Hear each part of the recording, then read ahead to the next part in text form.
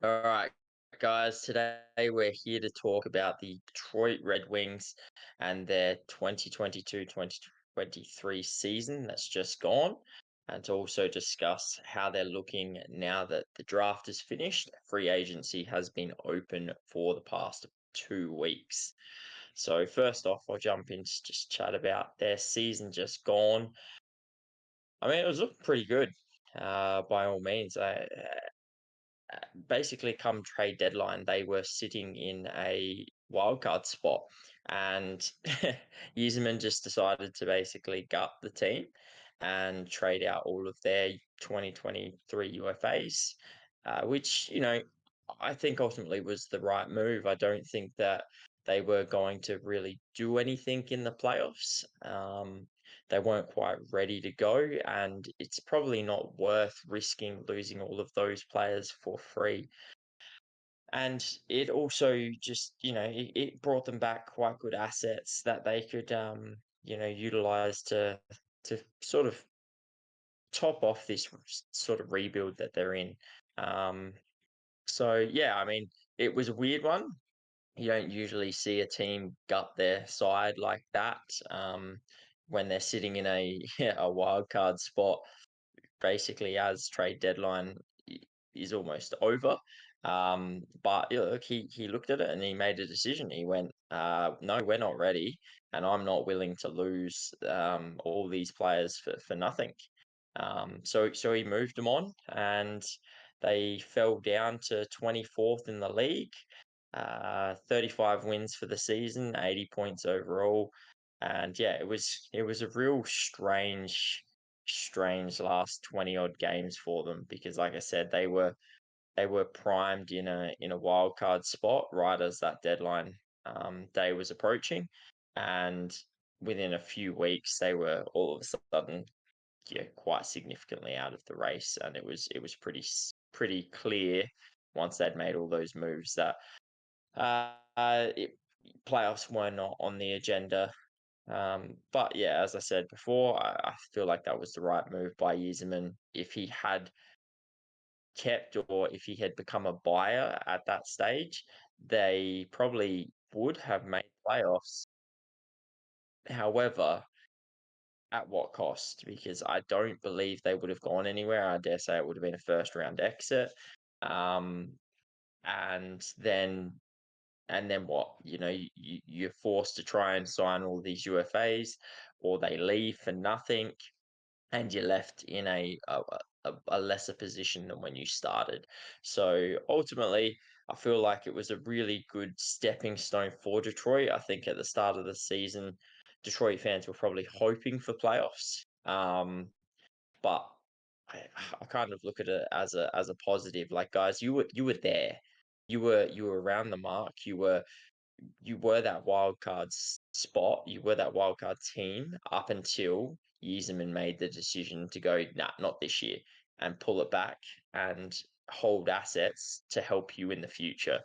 So I look at it from two steps. I know you didn't make the playoffs, and that's annoying, but I feel like that was the right move for this franchise. I feel like it was the perfect decision of, most teams would have looked at that and gone, we're in a playoff spot. Yes, let's go. Let's buy some players. Let's see what we can do. But he was aware that this Detroit side at that point wasn't really going to do much come playoffs. And it was better for him to not mortgage the future to try and have a shot at one playoff, whereas he could pull back, get assets, add to this team, and build a bigger, longer dynasty. So yeah, look, I love the season that they just come off. I feel like he got a lot of assets for some players that potentially weren't going to re-sign with them anyway. And overall, yeah, great decision by Yzerman. Good season by Detroit. I think we found a lot about them. Um, and yeah, big question now is obviously with all those UFA losses, they had to replace them with players. And I'll kick on off to Jaden to sort of take you through what the Detroit Red Wings projected lineup looks like this season so far, as per cap friendly. All right, so they got 8 million, just slightly over 8 million is salary cap left, so they can make more additions and trades going forward. But obviously, the big hole here is Alex DeBrincat. They bring in via trade. Uh, yeah, the big one they bring in, going to probably play along Larkin, so it's going to be a nice powerhouse first line. Love DeBrincat. Probably only thing against him is that he's very small. That's about it. I think he's only like 1.7 meters. He's a tiny little boy. Uh, Centering that, Larkin, and then you got Perron on the right, most likely.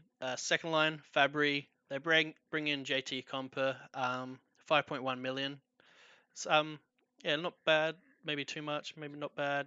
We'll have to wait and see how he goes this year as well. He is signed to term as well. Lucas Raymond on the right. Um, he is RFA this season, so it will be his show season to see if he gets paid. Rasmussen on the left, Kopp through the middle, and Fisher on the third line.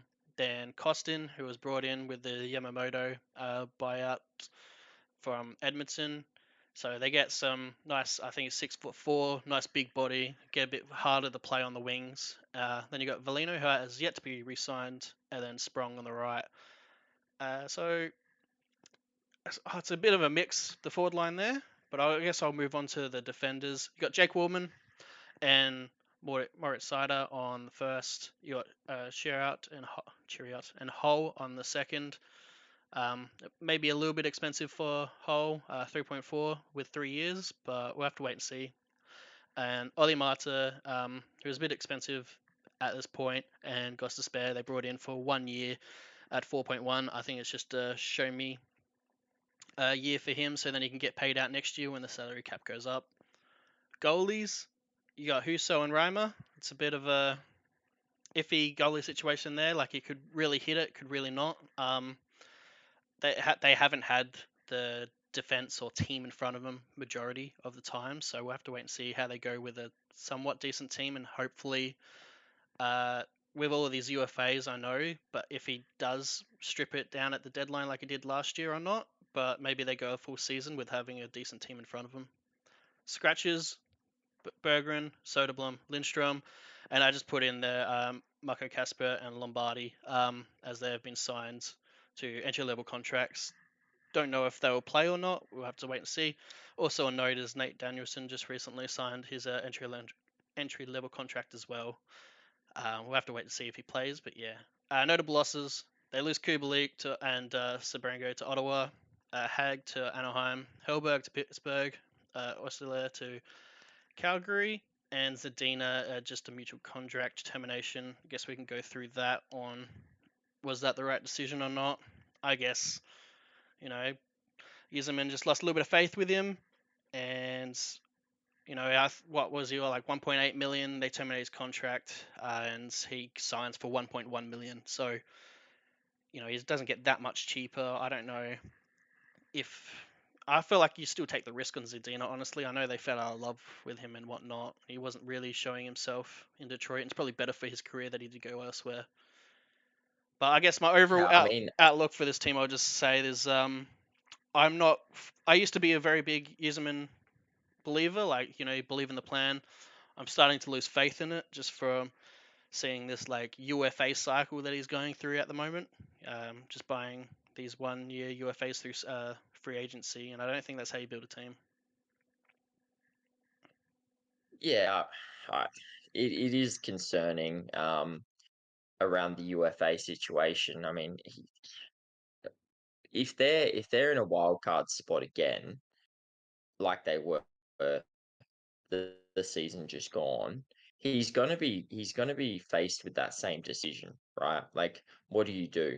Do you do you gut the team again? Do you trade out the likes of Perron, Sprong, Fisher, Gostisbehere?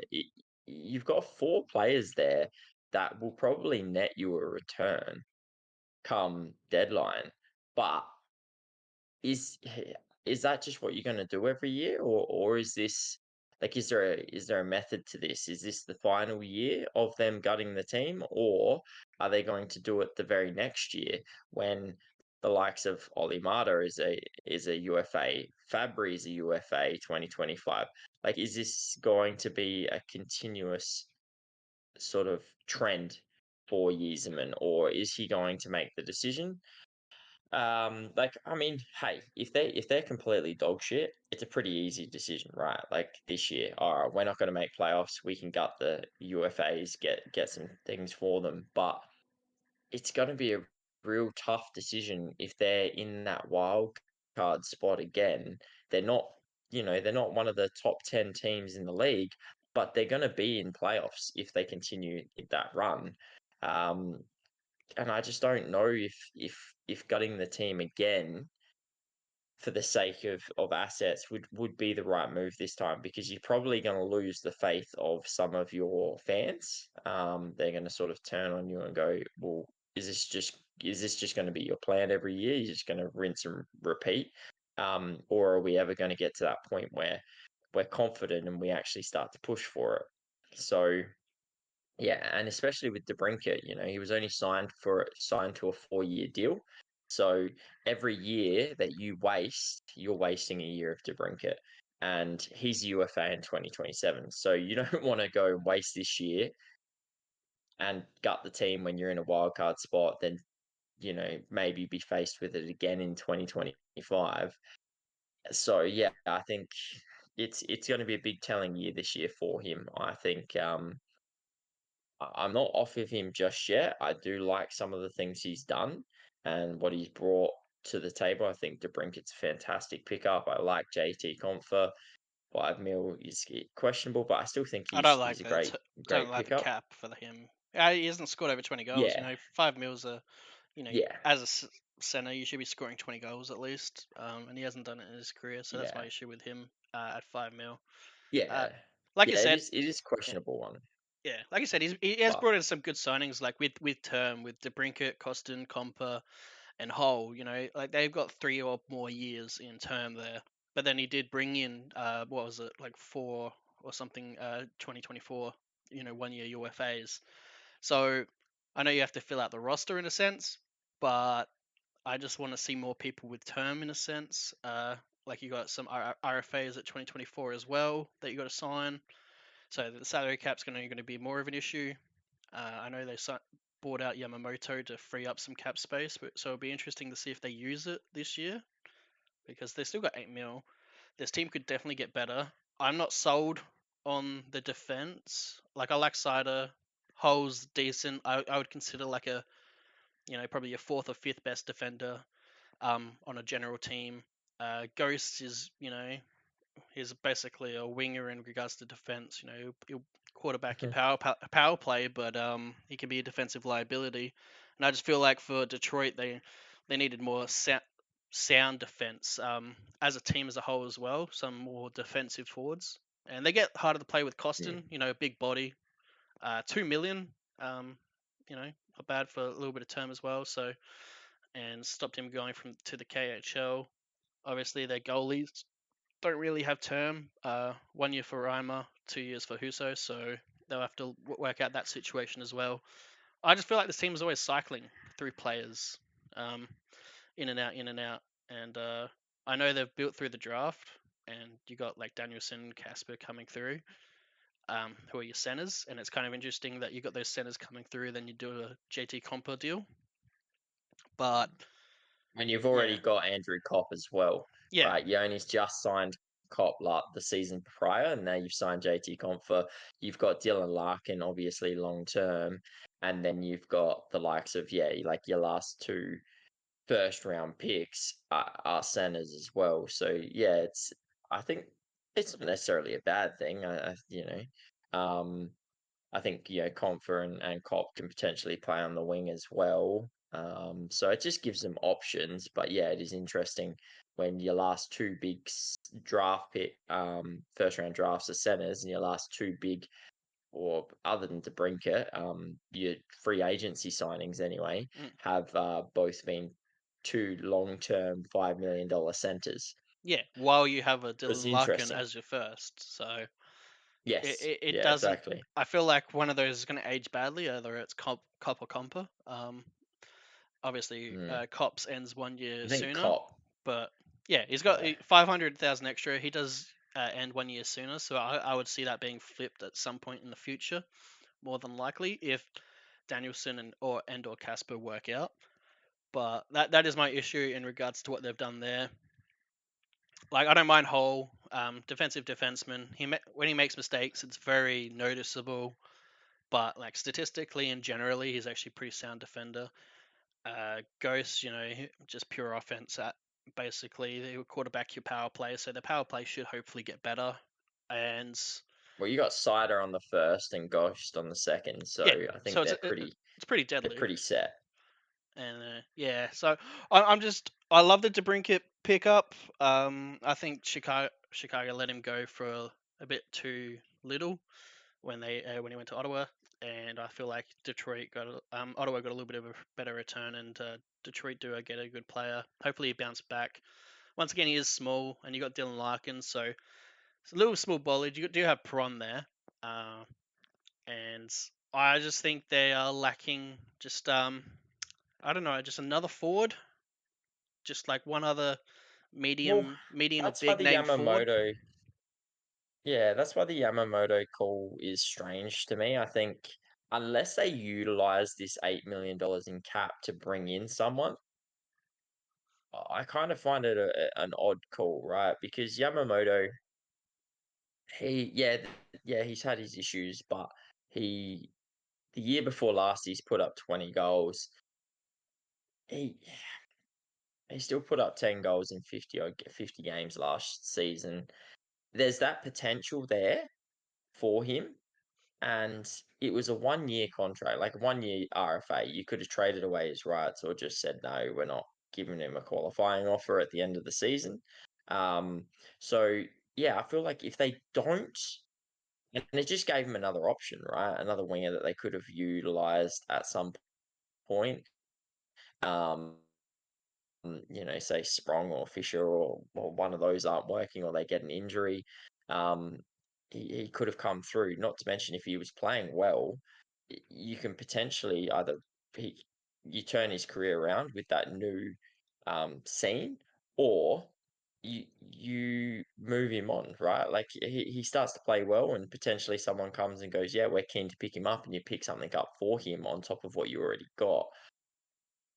The only way I'm okay with this is if they use that $8 million this year, because otherwise I feel like it's just a waste. You just bought a player out and let him go to Seattle for nothing, basically, when you could have just worn that and given him the opportunity to show you what he could do and be that extra player. Mm. Because yeah, he put up 20 goals, not the season just gone, the season before, so he can do it.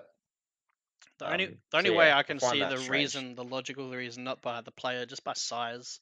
Like I know they got DeBrinket, who's small.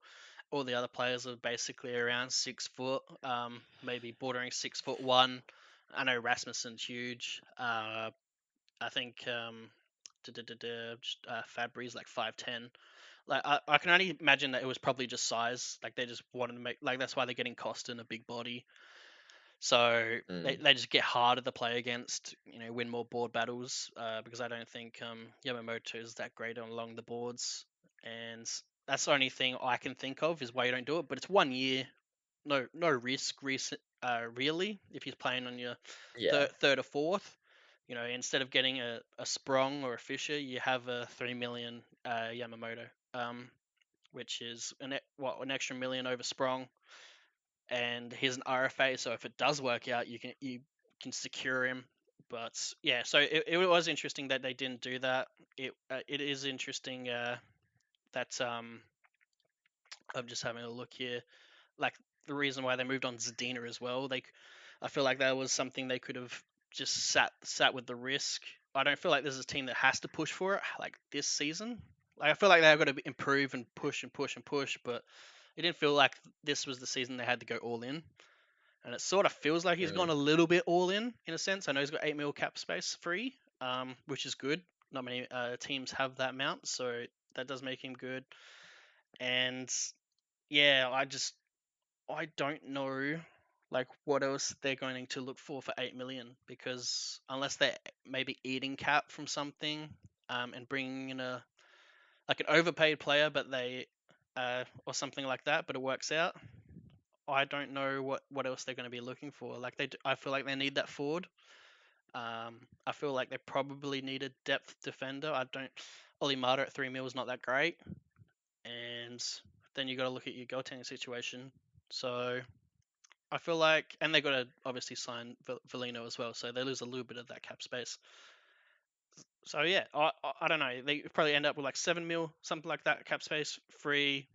You bring in what, one player, but do you bring in a forward? You probably bring in a forward, but you've already brought in, what's this, 2, 4, 6 forwards on this line. Like, where's the chemistry? Like, this is just like there's a whole new team than what played last year. It is an interesting one, isn't it? Because how long does it take for this sort of team to get the chemistry that it requires? Because I think, we've seen it before with young teams that make the move and they bring in like several free agents to complement the young team they've built. Um, and it doesn't quite happen the first season, and then there's some chemistry there, and then the second season they might add a couple more, and then bang, it's go. But generally, you're bringing in long-term contracts or longish term contracts, whereas in this is very much like, you look at the what four of the six I think it's four free out of agent eight. signings. Oh yeah, free agents. Yeah, Well, four out of six of the free agent signings have been 1 year. So there's no real term there. So at the end of the day, any chemistry that these guys get is a very good chance that yeah, it's gone come the end of the season because, like, are they going to re-sign these guys? Yeah, there's always that opportunity, but yeah, you're leaving yourself open because generally it takes at least a season. It's going to take DeBrincat, which I thought was strange with Ottawa. It doesn't take it takes a season for a player to get into the groove. Like some players, yeah, but it can take players time to get the chemistry, get the understandings of their line mates and the other rest of their teammates. And when you're bringing in what is it, 8 players or 9 new players? Sorry, eight. Yeah, 8 new players. Like that's a lot. yeah. When you're Eight on the eight talking, on the front defense. Then you have Reimer as well on the mhm, back. So 9 new players yeah, overall. Like you don't know how these hmm people are going to mesh in the locker room either. Um, yeah. I don't know. I don't think this is going to pan out too great. Like it's really a big risk in my opinion. Um, you can make the debate: is this team better than the one last year? Or probably on paper, you could say it is. Uh, but is it going to be I'd better? say on paper, yes. Yeah, but is it going to play out Yeah, better long term? Like I do worry about the Compa Cop situation in the center, yeah. because you don't want to be paying. Like I know some people can play wings and center and whatnot. We'll have to see how they do the lines. But if this lineup does work out somewhat like this, you're paying 5 million for a third liner, which is a little bit of an overpayment. No matter who you're Yeah. looking at, and I guess the big one as well is who are they better than in the Atlantic right now?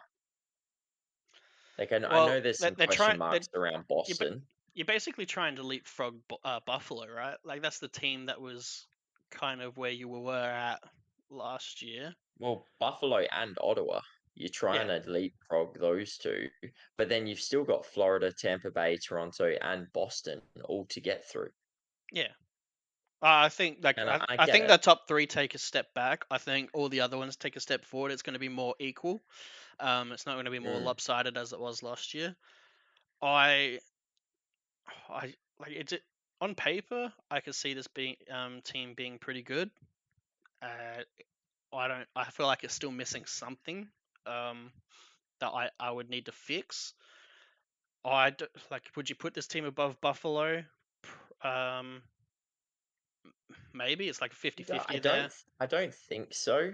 I don't think so. I think the big thing about Buffalo is they're building chemistry with their youngsters. Yeah, So they've got a lot of young lads who are just every single year they're gaining more experience, they're gaining more. Um, more game time. They're playing with each other more and more, so they're learning how each other play. And I feel like that you can't buy that. So they're in probably a slightly better situation than Detroit because majority of their team have been playing with each other for a while. Whereas, and you look at this, there's not a single line other than the first defensive line that doesn't Mm. have a change on it. Like I guess they don't have first like a line, Jeff Skinner Brinket.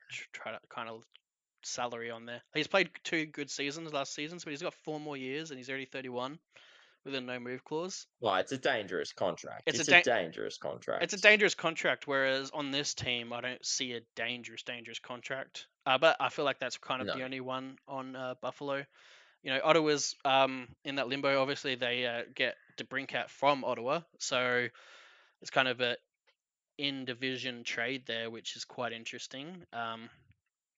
So they're probably going to leapfrog Ottawa in some sort of regards just because of that, I would say. And Mm.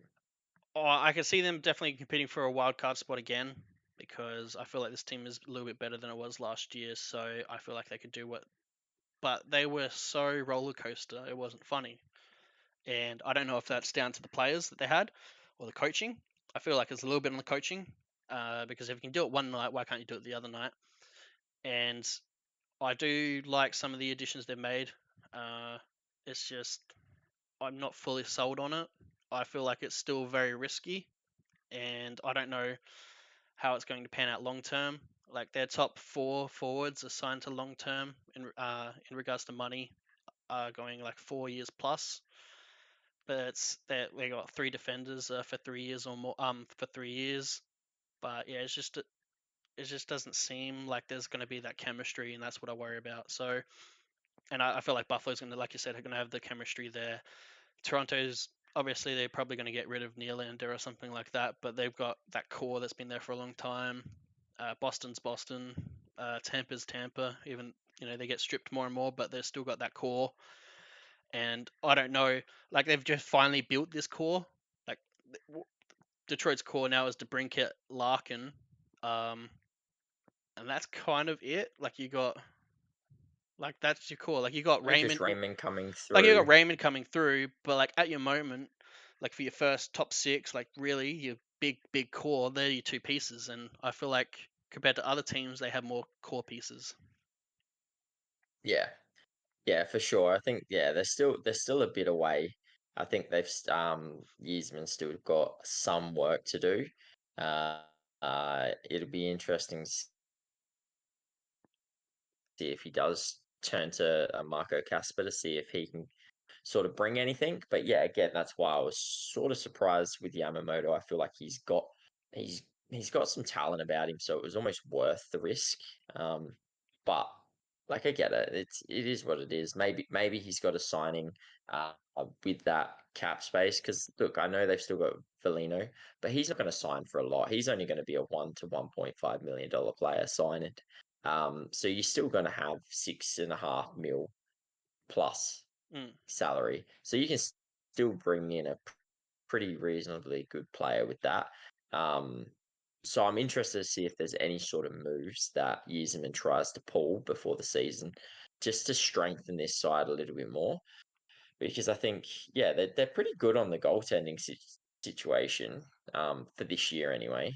But yeah, I feel like if you could bring in another forward, it would definitely strengthen this side. And if maybe they can bring in another core forward, it might help them a little bit. But Well, I think if you bring yeah, if someone they in don't via use that cap trade, space, it has to be someone on term, right? Like for whatever no, amount they 100%. get, I feel like it's got to be 3 years or more because that's kind of the window you've got here with your defenders. You're looking at 3 years. That's what I'm seeing the window as.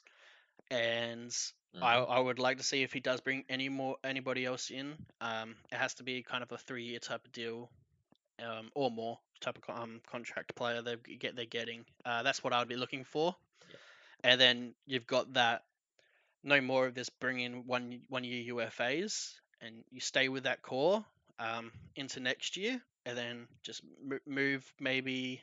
If this season doesn't pan out, they can obviously offload a lot of these UFAs if this season does pan out, are they still going to offload these UFAs for assets? Because Yzerman likes assets, so it will be interesting to see if he strips it or not, and what position does it require for him not to strip it? Is it definitely like third place in the division, or is it going to have to be like wild card? Will he risk it or not? Yeah. Mm. Yeah, I But, think that's going to be a big question mark because I don't think you can continue to strip your team just because you're only sitting in a wild card spot. I mm, think you've got to make the call at some point that you're pushing for playoffs. Otherwise, you're just going to be wasting your top end talents mm. years. Um, so yeah, look, Well, you look what I Florida did hope in they the do wild card something. spot. You look what Florida did. They Mm. had the kind of similar season that Detroit did. They just didn't sell at the deadline. In regards to up, down, up, down, up, down, was never consistent. And then they did a great playoff run, and that could have been Detroit last year if he didn't sell the farm. So we'll have to see what he I does think they're this two year. different teams, but yeah, Well, they're way two yeah, different teams, but I'm just saying once you're in the playoffs, you bought your ticket. That's all that matters. So yeah, I anything can happen. I would like to see him maybe re-sign these UFAs, maybe halfway through the season or something like that, and then ensure he's got them signed up for next year, and that's your core. Mm. But anyway, I guess that's Yeah, the the main for ones them. that work, Yeah, the ones that work anyway. the Yeah. ones that work.